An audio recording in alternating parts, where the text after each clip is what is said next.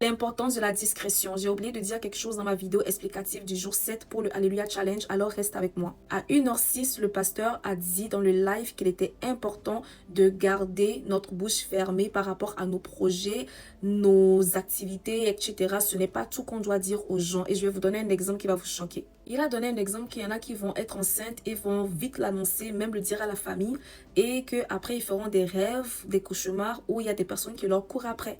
Et ils se rendent compte qu'ils ont perdu l'enfant.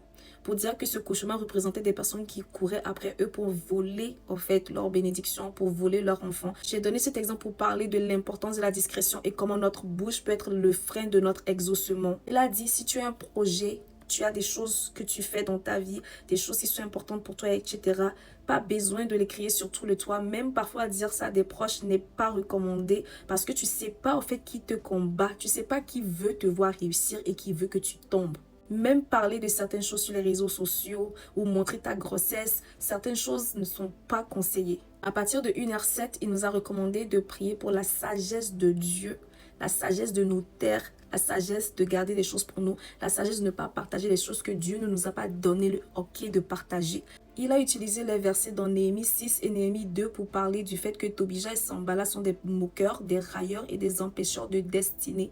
Moqueurs, railleurs, empêcheurs de destinée. Alors demandons la sagesse à Dieu de nous aider à savoir quoi partager, quoi ne pas partager, avec qui et avec qui ne pas partager certaines choses. C'était juste pour vous sensibiliser, pour me sensibiliser à ce que notre bouche ne soit pas un frein pour notre miracle.